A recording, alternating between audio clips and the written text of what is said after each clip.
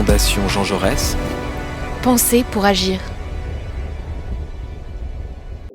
Aujourd'hui, nous avons un invité du Mexique, le directeur du département de formation de la Chambre des députés du Mexique, Monsieur Léon Aceves, et qui est déjà d'ailleurs venu parler sur sur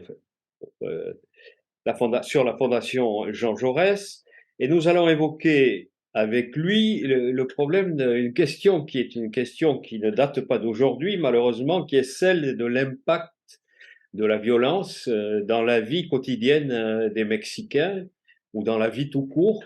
Ça touche un peu tous les secteurs de la société, dans la mesure où le président actuel, Andrés Manuel López Obrador, arrive en fin de mandat. Donc on va commencer par là. Il y a un certain nombre d'articles qui ont été publiés dans la presse qui font un peu présentent un bilan de la violence durant les 6 ans, puisque le mandat présidentiel au Mexique est de 6 ans, donc sur la période 2018 et fin 2023, bientôt 2024. Et qu'est-ce qu'il est possible de dire sur les choses qui ont pu changer ou se perpétuer? Où en est-on aujourd'hui au Mexique sur cette question-là, sur l'impact de la violence sur la vie des citoyens mexicains?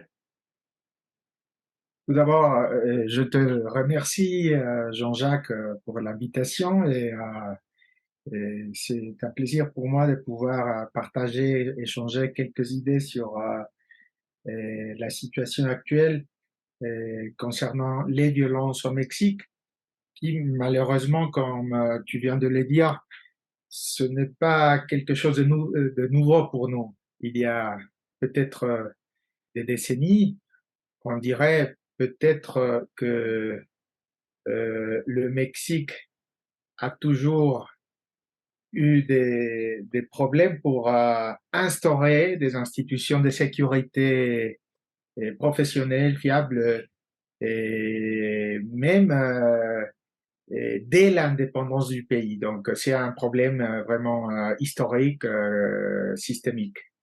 Et lorsque Lorsque le régime de parti unique, si tu me le permets, je voudrais commencer par quelques remarques de type historique, pas très anciennes, mais il me semble important de dire que depuis la fin du régime de parti unique qui s'est perpétué au pouvoir pendant pratiquement tout le XXe siècle, le PRI, le Parti révolutionnaire institutionnel, et comme il s'agissait d'un parti unique, le type de violence était surtout la petite délinquance, c'est-à-dire les vols dans la rue, les vols dans les transports en commun, et la grande criminalité était plutôt contrôlée. Donc, on ne subissait pas de phénomènes comme aujourd'hui, comme depuis une vingtaine d'années, d'une violence aussi forte comme aujourd'hui. Je me permets de couper. Est-ce qu'il y a une raison particulière qui permet de comprendre pourquoi, il y a une vingtaine d'années, donc avant les alternances au sommet de l'État, la grande délinquance était contrôlée? Est-ce qu'il y a une réponse à cette question? Oui, il y a un dilemme qui persiste, qui est toujours là. Et il y a un dilemme. Normalement, on dit qu'il y a peut-être deux voies pour traiter, pour aborder la question de la grande criminalité. Et une voie consiste à passer des accords avec les groupes criminels, c'est-à-dire lorsque les autorités, surtout au niveau local, mais au niveau national aussi, et passent des accords pour permettre que certains groupes criminels puissent opérer sans être dérangés par les autorités et en même temps parfois pour affaiblir les groupes rivaux, Mhm. c'est-à-dire pour permettre d'avoir un groupe hégémonique, un groupe criminel hégémonique, et ainsi essayer d'éviter les violences ou les actes qui sont perçus par la population comme brutaux et des actes qui nuisent à la tranquillité, à la vie quotidienne. Donc, il y a cette voie-là qui est plus pragmatique, plus rapide parfois, mais plus dangereuse, et je veux dire pourquoi. Et il y a l'autre voie qui est plus longue, plus compliquée, bien sûr, plus complexe peut-être, qui consiste à professionnaliser, à renforcer les institutions des polices, les institutions de justice, les institutions carcérales, bien sûr aussi, c'est-à-dire toute la chaîne de la sécurité, de la justice. Il s'agit d'une voie plus complexe parce que cela implique une décision politique forte, des ressources bien employées, bien sûr, des ressources, et cela prend plus de temps pour arriver à avoir des résultats concrets. Alors, question Mais dans la question, est-ce que ces deux voies ont été suivies en parallèle ou est-ce qu'il y en a une des deux qui a été privilégiée dans cette période dont nous parlons, donc 20 ans après les alternances au sommet de l'État? il y a les deux voies qui ont été essayées et malheureusement, c'est normalement la première des voies, c'est-à-dire le, la gestion par les accords informels, bien sûr, et illégaux, on pourrait dire parfois, entre les autorités et parfois les autorités des entités fédérées, parce qu'il faut rappeler que le Mexique est un pays fédéral. Donc parfois par les autorités des entités fédérées, parfois par les autorités municipales, et qui passent des accords avec un groupe ou deux groupes criminels pour essayer en échange d'avoir une sorte de pax mafiosa ou de paix mafieuse. Avec le Et risque que cela suppose finalement une certaine complaisance et peut-être davantage de l'État avec un groupe mafieux. bien sûr, il y a pas mal de risques parce que les accords sont très fragiles et lorsqu'il y a un changement de gouvernement, et c'est peut-être l'une des explications, c'est-à-dire que la pluralité partisane, la pluralité démocratique a entraîné, et c'est bien, bien sûr, la démocratie, la transition démocratique a impliqué le changement de parti dans les États fédérés, dans les autorités municipales, au niveau fédéral aussi. Donc, les accords passés peut-être par un gouvernement et devient très fragile lorsqu'il y a un changement de gouvernement. Mais c'est fragile aussi ce type d'accord parce que les groupes criminels changent très rapidement. Donc il y a des scissions, il y a des trahisons, il y a des mouvements qui sont pas prévisibles pour les autorités. Donc ce type d'accords sont d'abord très fragiles normalement. D'accord. Ensuite, ensuite, il y a le problème que euh, si un groupe criminel est, entre guillemets, soutenu par un gouvernement, et il y a le risque que le, ce groupe devienne plus puissant que le gouvernement même. Donc, le risque de cooptation des institutions est très grave et de corruption, bien sûr. Et il y a un autre élément dont on n'a pas parlé, un élément extérieur, c'est la présence permanente dans ce débat sur les violences au Mexique du gouvernement des États-Unis et de ses différentes agences. Et Oui, en réalité, quelle est l'attitude, est-ce qu'il y a eu une attitude préférentielle des États-Unis pour la stratégie 1 ou la stratégie 2, ou est-ce qu'il y a différentes stratégies en parallèle selon qu'il s'agit de la DEA, de la CIA, du FBI, du département d'État? Enfin, est-ce qu'il y a un panel, un éventail de stratégies qui peuvent entrer en concurrence et perturber la mise en œuvre de la stratégie 1 ou 2? en effet, il y a un éventail de stratégies et cela dépend effectivement de l'agence concernée, de l'agence américaine concernée. Et en fait, il y a déjà des périodes où la DEA, par exemple, a soutenu la première des voies, c'est-à-dire d'appuyer les accords entre les institutions mexicaines et quelques cartels, mais en même temps et de manière officielle, la stratégie consiste à dire il faut renforcer les institutions. En 2008, par exemple, il y a eu une réforme qui était considérée comme une réforme copernicienne pour la justice mexicaine, et parce que avec cette réforme, la justice qui était considérée comme une justice inquisitoire est devenue en principe une justice accusatoire du type anglo-saxonne.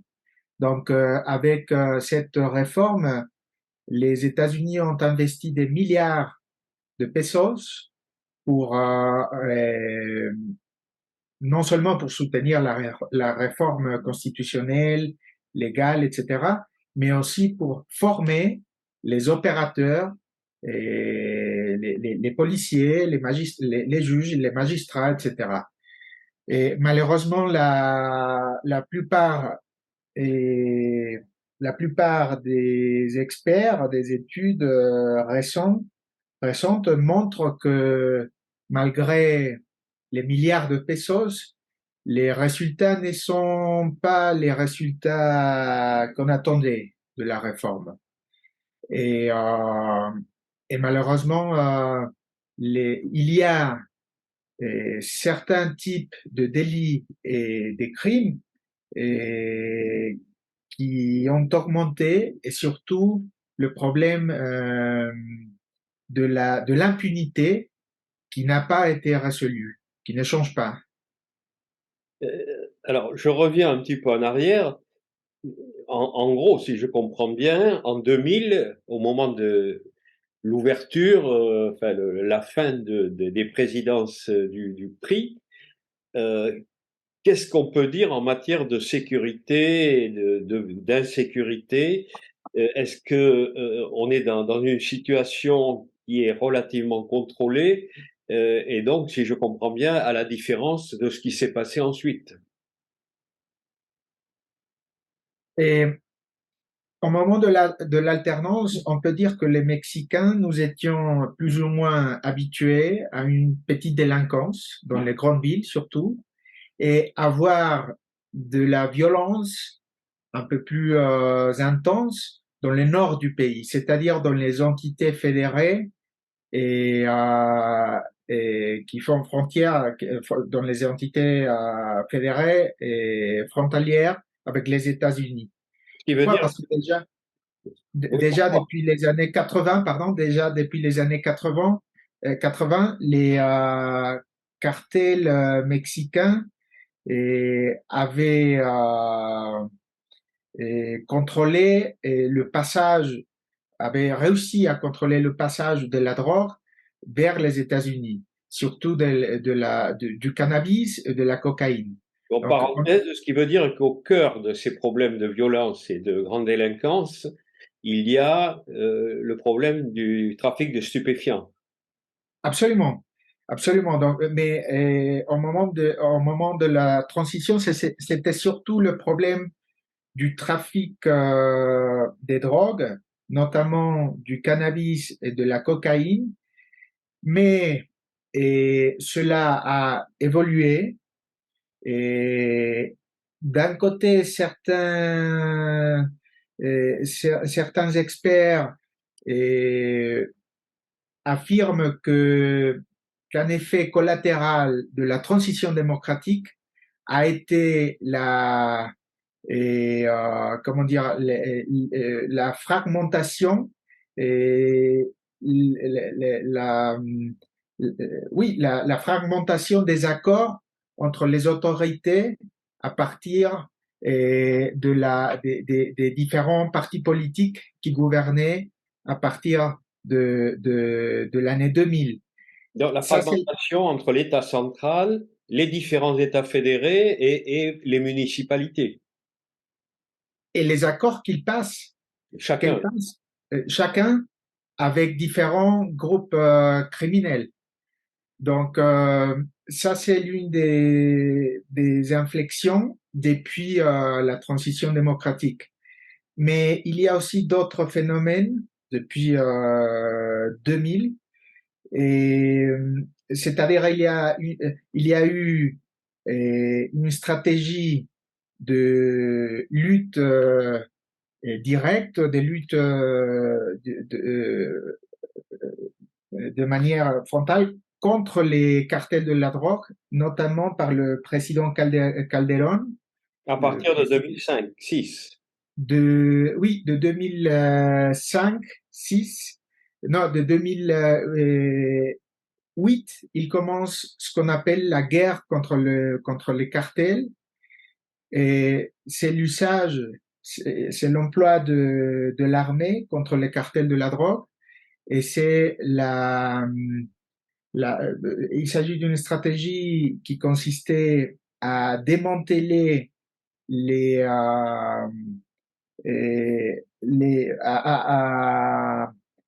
poursuivre les chefs des grands cartels qui opéraient surtout dans le nord du pays, mais cela a impliqué aussi, a entraîné aussi une fragmentation des groupes criminels et l'affaiblissement de certains des cartels qui n'avaient plus la puissance ou les moyens pour faire passer la drogue vers les États-Unis et qui ont dû se contenter, entre guillemets, de diversifier leurs activités criminelles.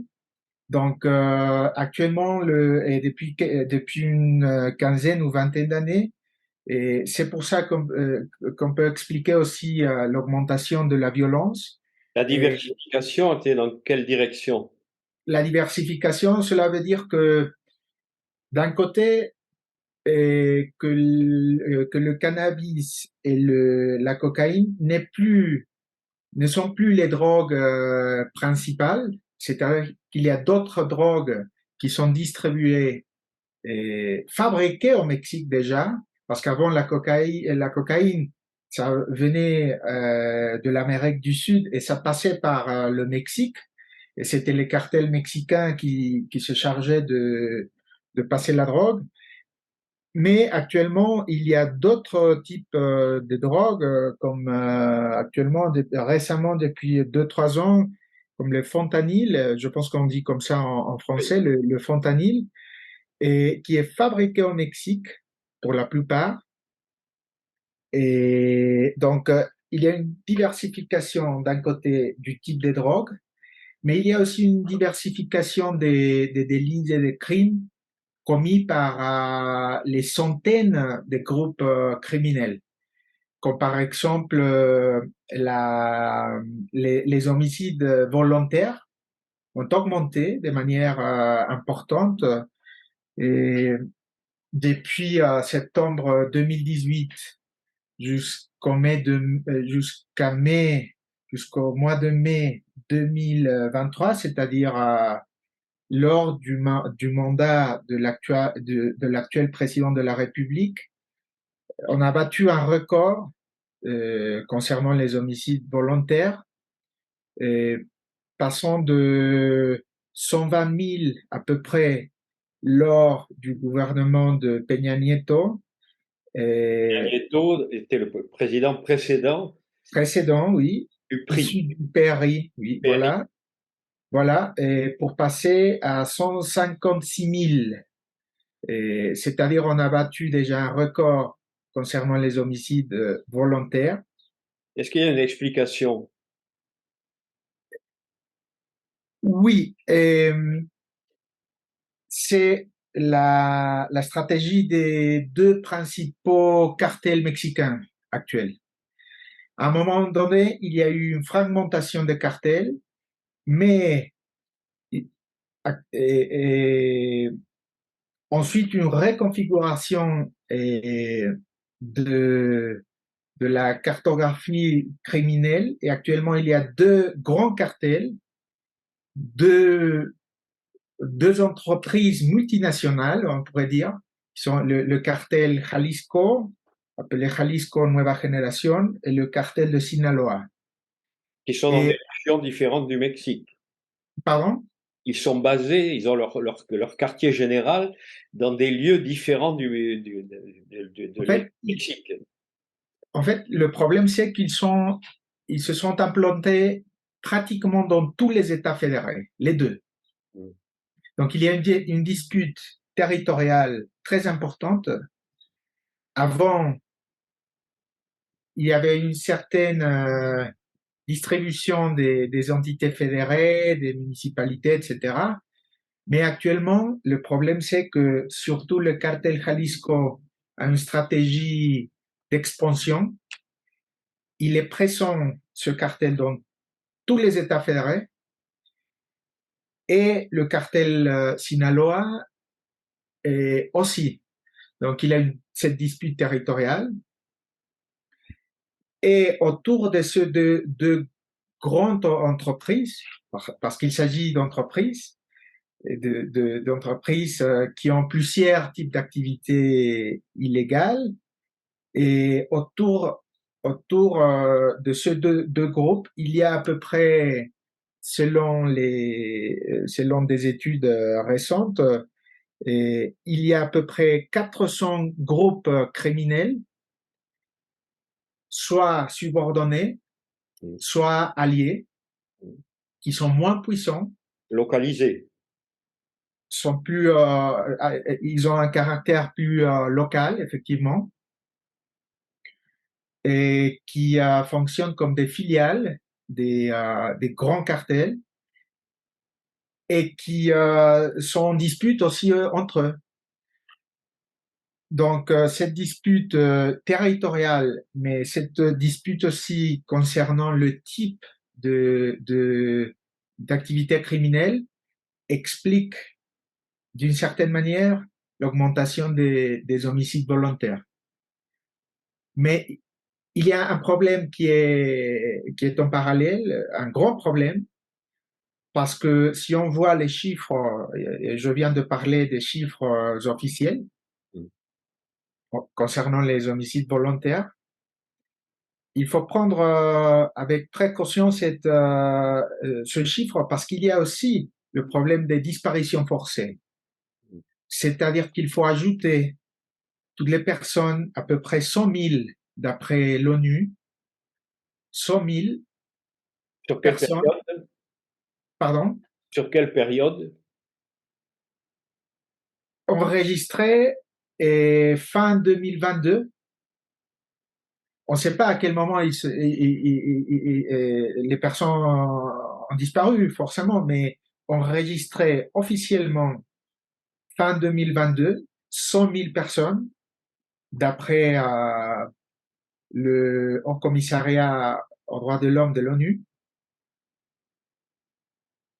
Donc, il faut penser qu'une bonne partie, par définition, de ces personnes disparues sont mortes peut-être, très probablement. Donc, aux chiffres officiels des homicides volontaires, il faut ajouter le problème de la disparition forcée.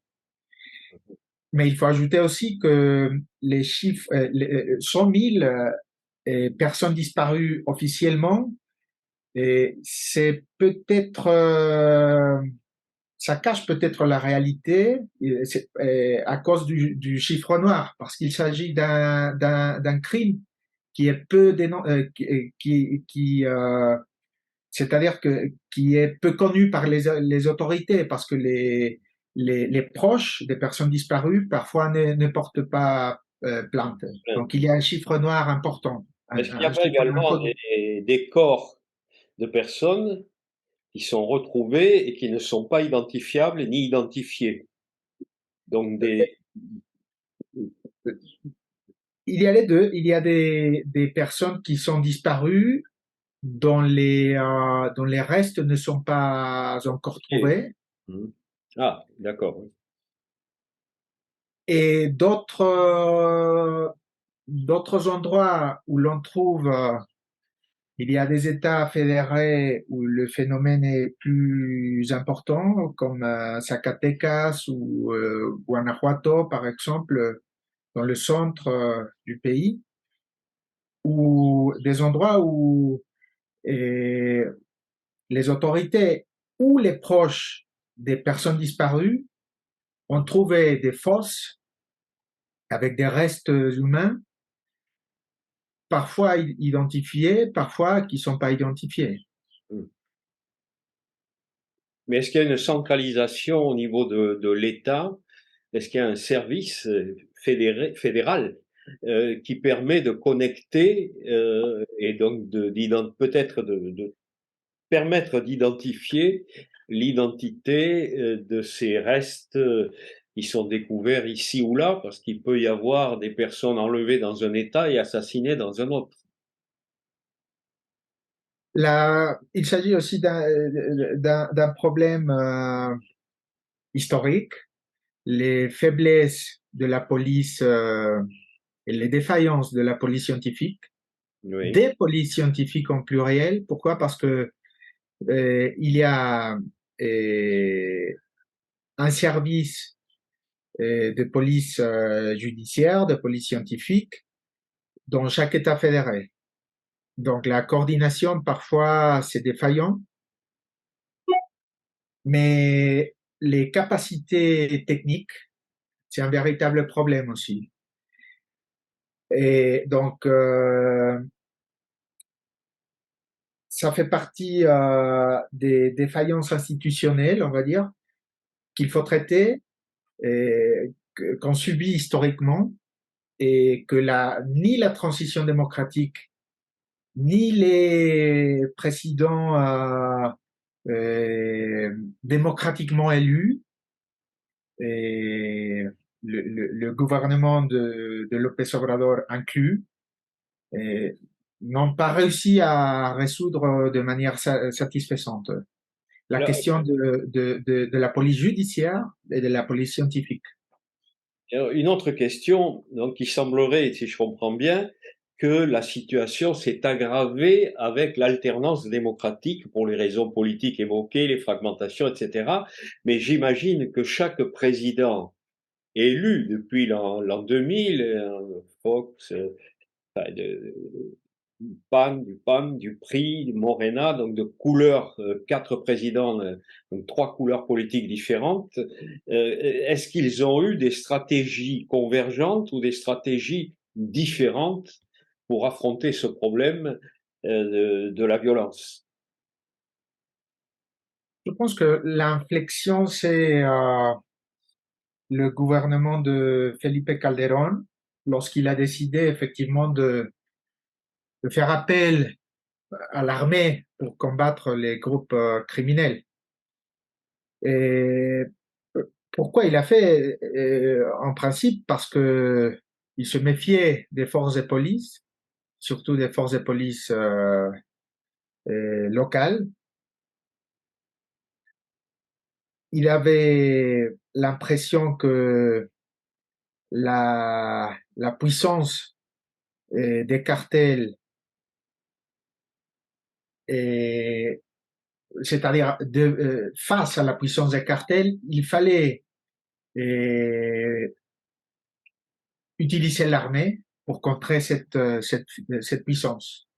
Et cette force et, et le type d'armes aussi, le type d'armes qu'ils utilisent, les cartels, avec tous les inconvénients et les risques de violation aux droits de l'homme, par exemple, avec le risque opérationnel aussi, parce que par définition, l'armée n'était pas formée pour avoir des missions civiles, pour avoir une stratégie, par exemple, de renseignement de type policier, pas de type militaire, pour contribuer à, à enquêter.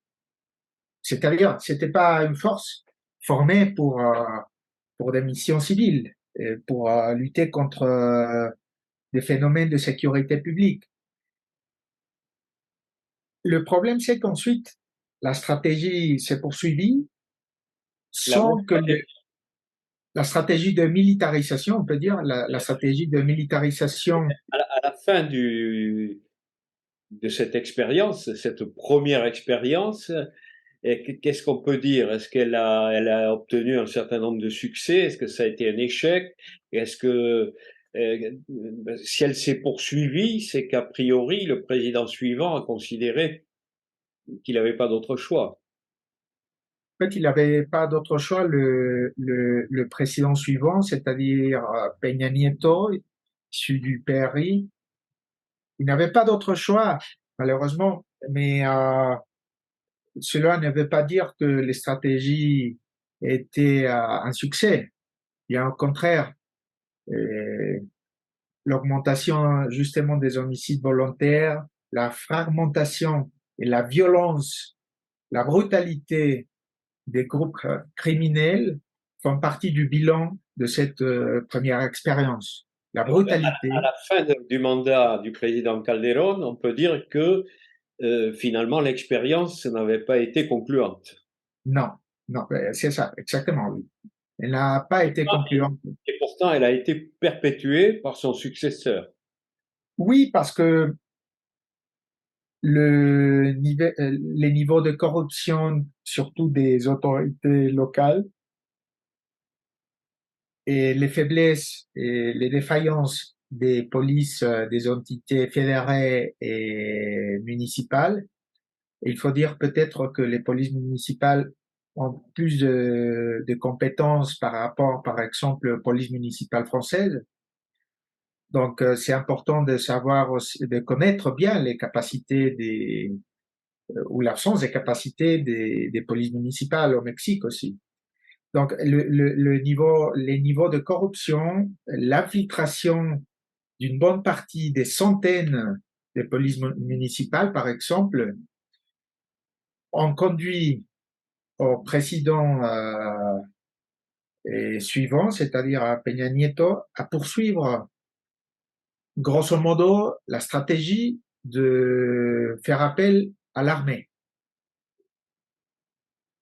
Avec les mêmes résultats.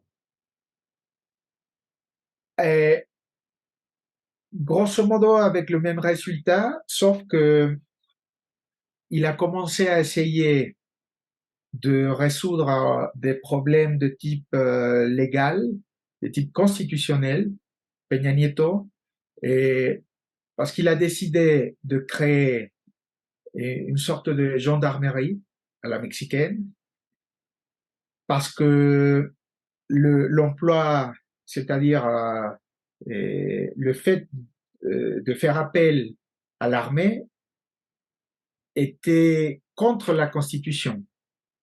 Donc il y avait des lacunes et il y avait des violations à la Constitution.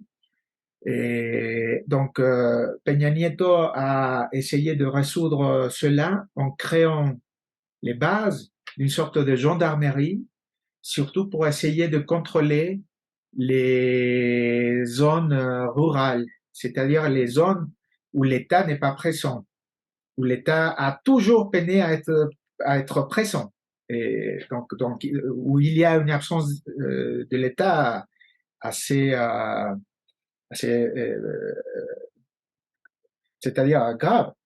Donc, il a commencé à construire cette sorte de gendarmerie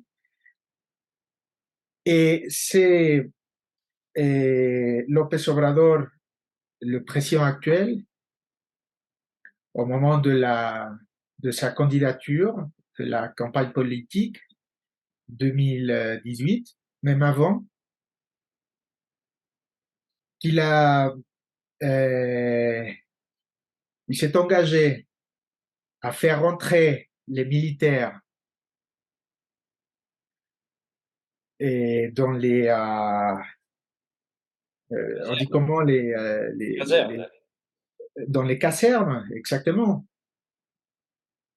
Mais, à mon avis, lorsqu'il a pris le pouvoir, lorsqu'il a commencé son mandat, il s'est rendu compte peut-être de la difficulté de la question. Il a C'est-à-dire, créé une garde nationale. Il a essayé de renforcer la gendarmerie créée par son prédécesseur en la transformant, en lui donnant un autre nom. Mais alors, qu'est-ce qui s'est passé avec cette garde nationale? Est-ce qu'elle est toujours civile et est-ce qu'elle est toujours destinée au maintien de l'ordre à l'intérieur du pays ou est-ce qu'elle est sur les frontières? il y a plusieurs phénomènes concernant la garde nationale qui est peut-être la continuation justement de la gendarmerie créée par Peña Nieto. Tout d'abord, il faut dire que pour une partie de la gauche, pour une partie des électeurs qui ont voté pour López Obrador, c'était inquiétant le fait de savoir que le président López Obrador, qui avait promis de faire rentrer les militaires dans les casernes, poursuivait la même stratégie. Et donc, pour une partie de son électorat, c'était presque une trahison, surtout pour un parti de gauche qui avait été chassé, massacré parfois, les membres, les héritiers de ce parti avaient été parfois chassés, massacrés, justement par les militaires à un moment différent, un moment historique différent, dans les années 70, 80. Mais c'était une trahison. C'était vu comme une trahison.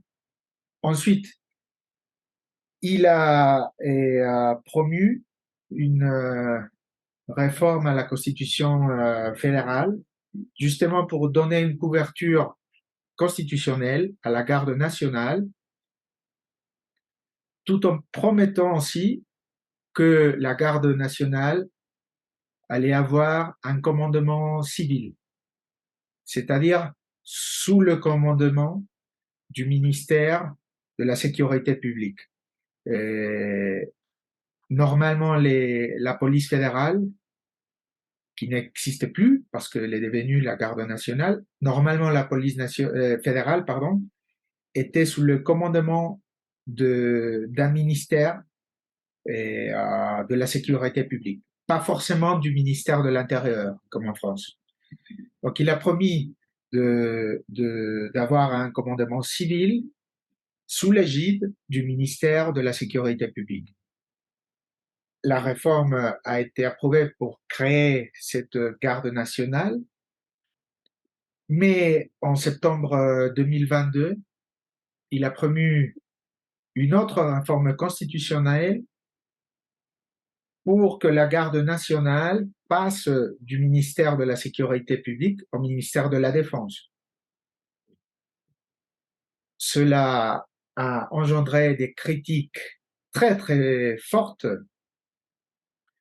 Il y a eu des recours auprès de la Cour suprême qui a déclaré il y a quelques mois que cette réforme était contraire à la Constitution. Cette réforme légale, il faut corriger, c'est une réforme légale, la réforme d'une loi pour faire passer la garde nationale au ministère de la Défense. Mais cette loi entre en contradiction avec la réforme constitutionnelle qu'il avait fait passer quelques mois auparavant. Donc c'est pour cela que la Cour suprême a déclaré comme non conforme à la Constitution la loi. Donc en principe, elle doit rester au sein du ministère de la Sécurité publique, mais sous un commandement militaire. Mhm. Il y a, indépendamment du débat, qui est très important, bien sûr, du débat constitutionnel, légal, etc., et d'autres phénomènes qui restent problématiques. Par exemple, la configuration de la garde nationale. Elle a été constituée soit par des militaires de l'armée de terre, soit par des membres de la marine nationale, soit par des anciens policiers fédéraux, c'est-à-dire des anciens membres de la police fédérale. Donc, il y a un problème de homogénéité de la doctrine et de toutes les questions opérationnelles qu'il faut résoudre parce que les origines sont trop variées. Les origines sont trop variées et, euh, et la doctrine n'est pas encore très claire. Et non seulement la doctrine, les approches, mais aussi les fonctions. Pourquoi? Parce que les fonctions de la garde nationale ont été élargies de manière considérable.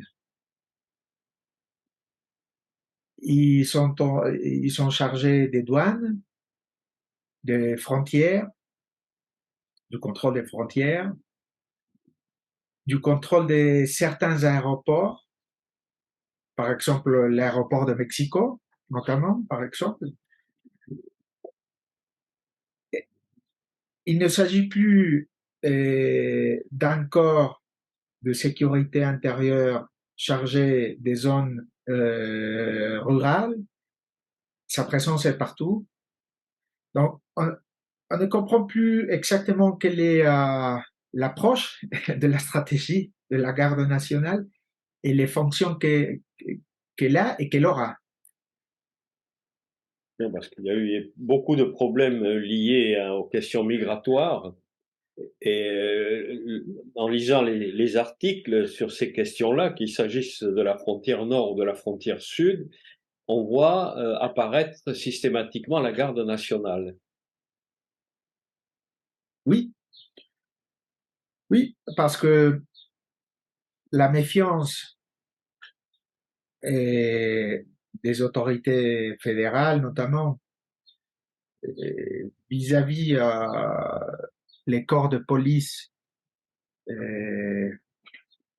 locaux, reste là. Donc,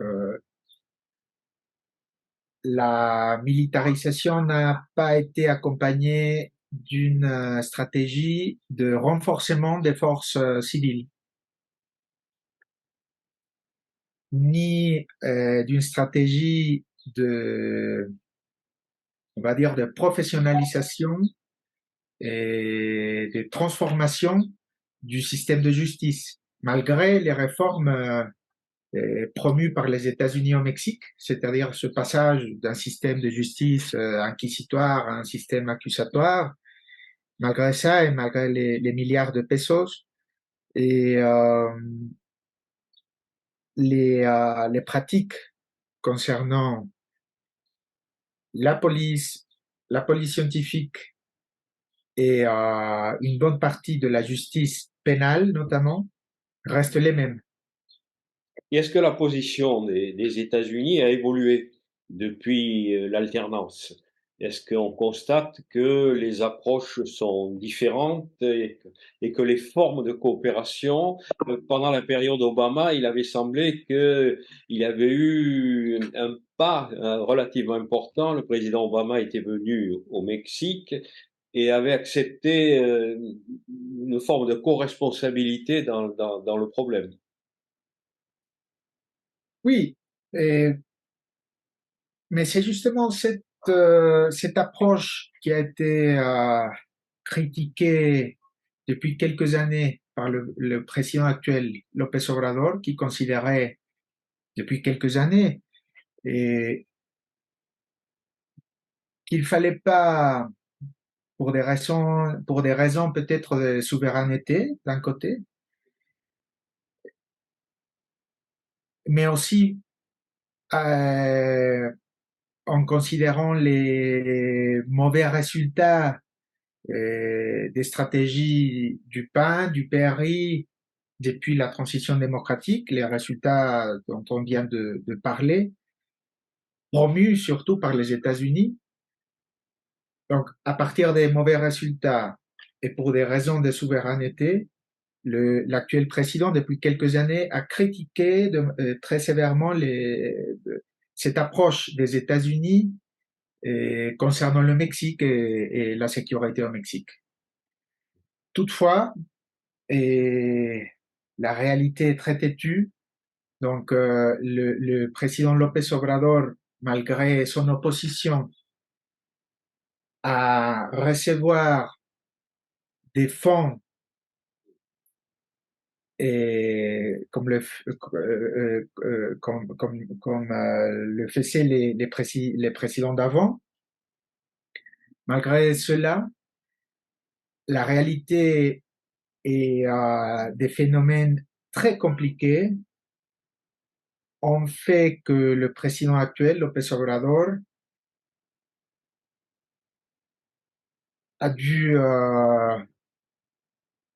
nuancer ses critiques et son approche vis-à-vis les États-Unis.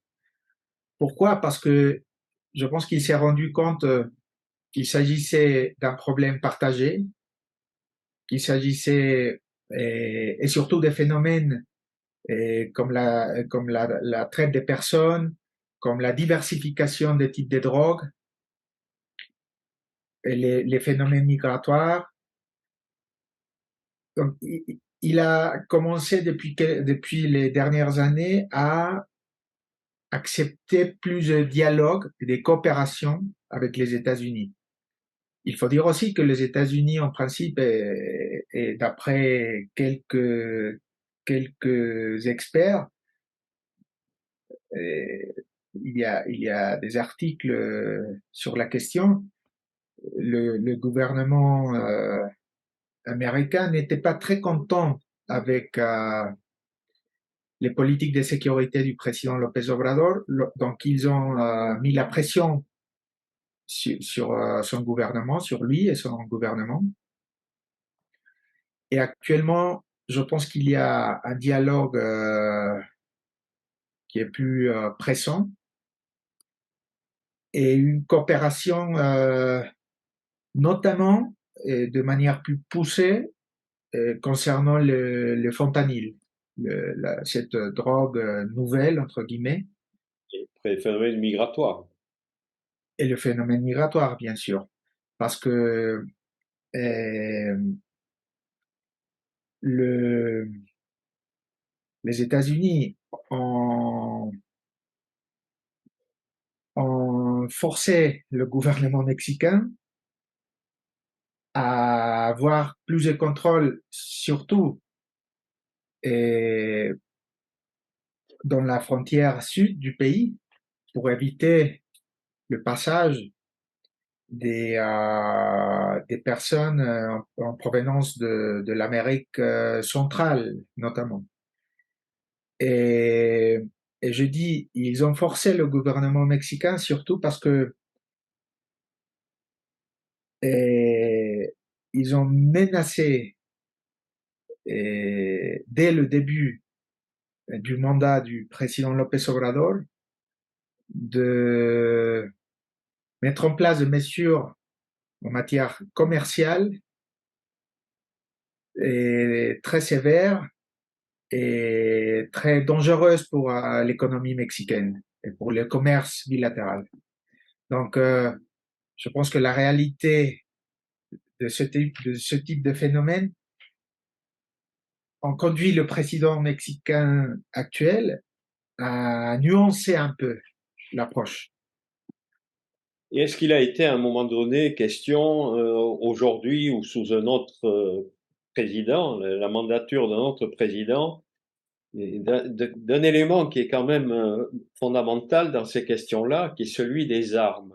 Il semblerait, d'après une étude, qu'il y ait 9000 points de vente libres, puisque c'est la loi, la Constitution des États-Unis qui le permet, sur la frontière, et que l'essentiel des armes utilisées par les groupes délinquants mexicains, ce sont des armes qui sont achetées en toute légalité de l'autre côté de la frontière. Leur passage, c'est autre chose, mais leur achat est légal. Et ces armes se retrouvent et sont utilisées au Mexique. Oui, effectivement, ça fait partie du problème.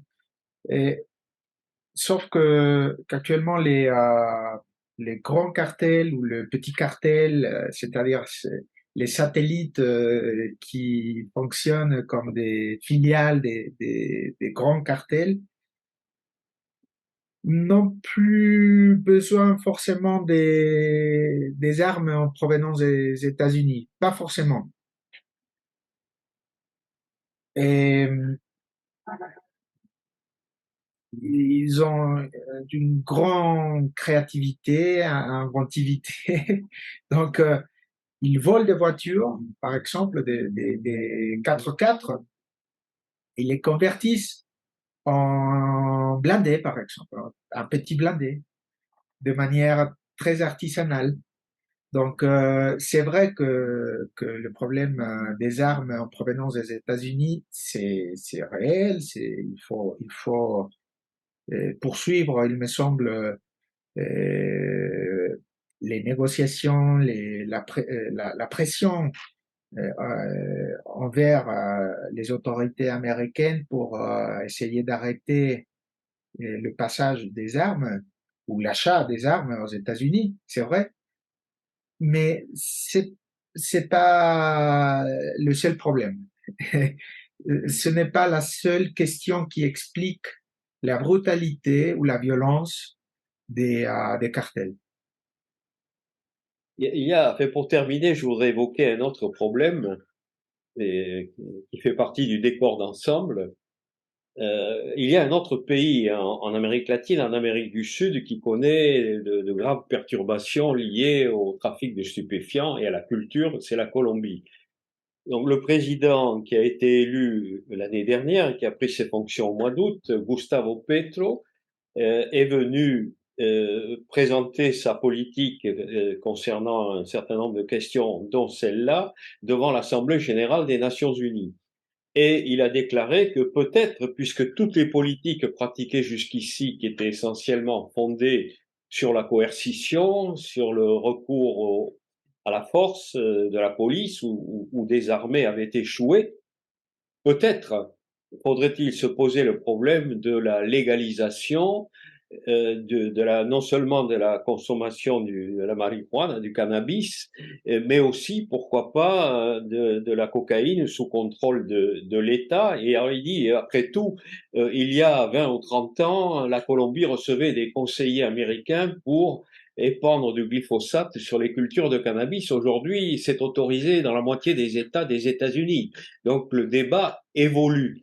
Donc, je suis demandeur d'une grande conférence internationale sur cette question.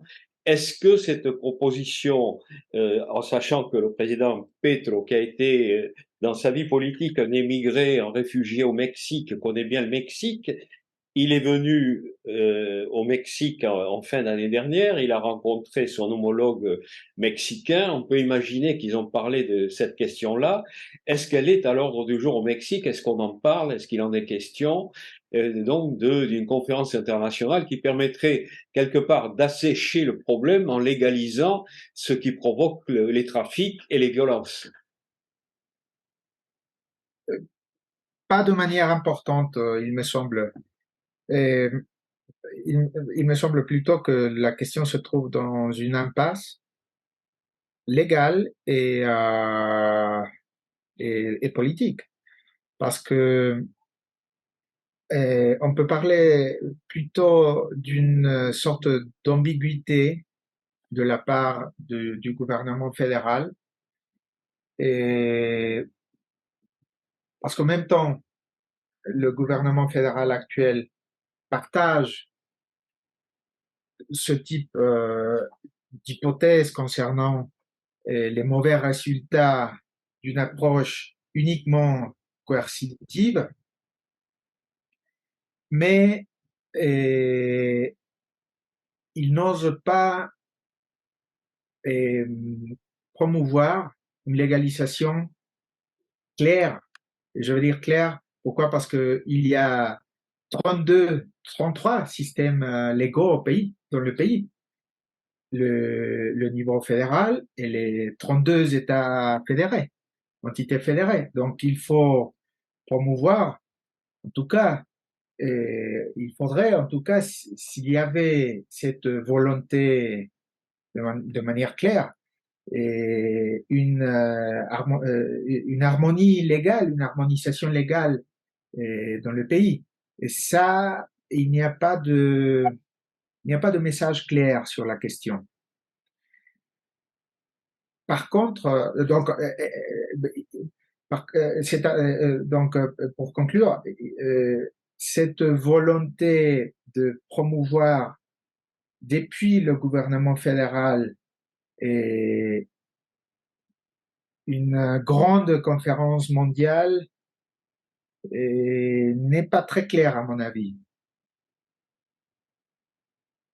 C'est surtout, et il me semble important de le dire, c'est surtout l'approche sociale, on va dire, euh, qui a été privilégiée dès le début du mandat du président López Obrador. C'est-à-dire, si les résultats ont été mauvais lorsqu'on utilise exclusivement une stratégie coercitive, c'est parce que si on a des mauvais résultats, c'est parce que on s'attaque pas aux sources, aux racines de la violence et de la criminalité, c'est-à-dire les inégalités, le fait que l'ascenseur social ne marche plus, et le chômage, et les activités économiques informelles, etc. C'est-à-dire la pauvreté, les inégalités comme source de,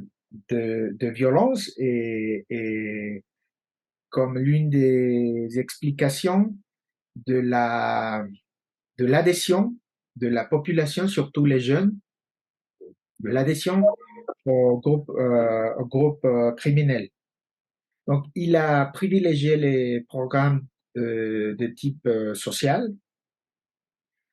Toutefois, comme on le sait bien, cela peut prendre des décennies pour avoir des résultats. Je ne vais pas dire que cela soit inutile. Non, il faut s'attaquer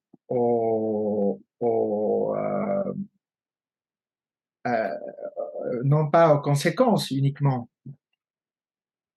Toutefois, je pense que cela n'a pas été accompagné, c'est-à-dire les programmes sociaux n'a pas été accompagné d'un renforcement de tout le système de police, d'un système de renseignement efficace et d'une transformation du système de justice, notamment de la justice pénale. Je pense que les grands traits nous laissent conclure que les questions institutionnelles ont été relativement négligées et, ou éclipsées par les programmes sociaux, sans nier l'importance, bien sûr, des programmes sociaux. Bien, on arrive au bout de cet entretien. Je m'aperçois qu'on a oublié quand même aussi de parler de quelque chose d'important, même si c'est latéral. Ce sont les retombées de toute cette guerre de la drogue sur l'information. Le Mexique étant l'un des pays du monde, d'après les rapports de Reporters sans frontières, où le métier de journaliste est le plus dangereux, et c'est le pays du monde où le plus grand nombre de journalistes sont assassinés, non pas par des groupes politiques, non pas par l'État, mais par des groupes mafieux. Oui, oui, et c'est surtout au niveau local. Les journalistes, par exemple,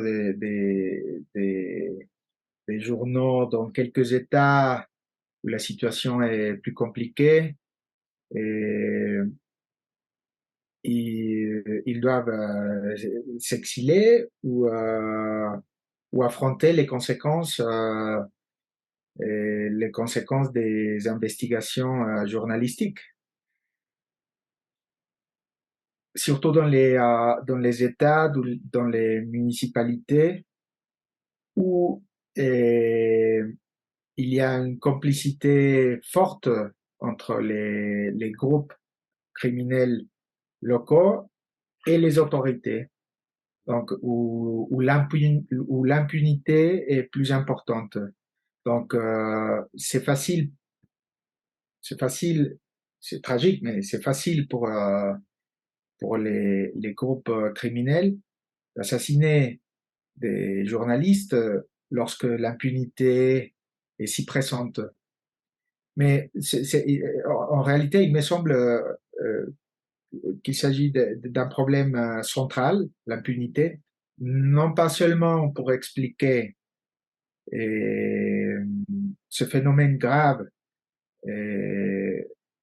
concernant les menaces contre les journalistes, mais c'est en général peut-être l'une des principales explications ou raisons pour lesquelles les violences sont plurielles, la diversification des activités illégales, et la brutalité des actes commis par les délinquants s'explique.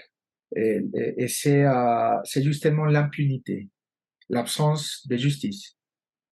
Bien, ben on va en rester là, en regrettant de ne pas pouvoir terminer sur une note plus positive. Mais peut-être que dans quelque temps, on pourra parler de cette question-là sous d'autres formes. Espérons-le. Merci Léon Aceves et à bientôt. Merci à toi, Jean-Jacques. À très bientôt, j'espère. Merci beaucoup. Voilà.